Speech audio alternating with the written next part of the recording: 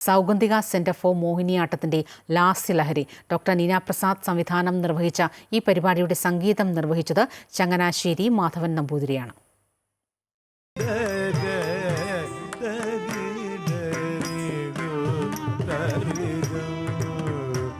വളരെ ശാസ്ത്രീയമായ ഒരു കച്ചേരിയുടെ മോഹിനിയാട്ട അവതരണം സാധാരണക്കാർക്ക് ആസ്വാദ്യകരമല്ല എന്നുള്ള ധാരണ നിലനിൽക്കുന്നിടത്താണ് ആ ധാരണകളെ പാടെ മാറ്റിമറിച്ചുകൊണ്ട് ലാസ്യലഹരി അരങ്ങേറിയത്.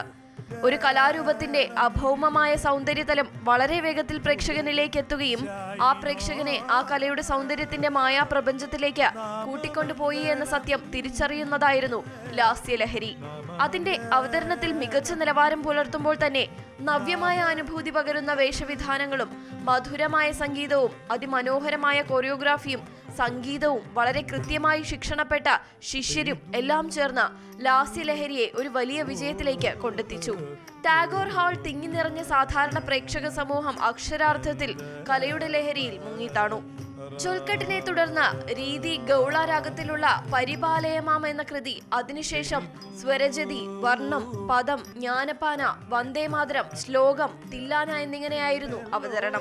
സാധാരണഗതിയിൽ ഉണ്ടാവാനിടയുള്ള വിരസത പ്രേക്ഷകന് എവിടെയും അനുഭവപ്പെട്ടില്ല എന്നുള്ളതാണ് ഏവരെയും സ്പർശിച്ച മറ്റൊരു കാര്യം. കലകളിൽ അപാരമായ ഒരു അറിവുണ്ടാകുമ്പോഴാണ് അത് ഏറ്റവും മനോഹരമായി വിന്യസിക്കുവാൻ കഴിയുക. കേരളീയ കലയുടെ ഈയൊരു ലാളിത്യ ശോഭ ഇന്ന് ഇന്ത്യയിലെ പ്രധാന കലാരൂപങ്ങളെക്കാൾ മികച്ച രീതിയിൽ കൗതുകകരമായി തന്നെ നർത്തകൻ അവതരിപ്പിച്ചു.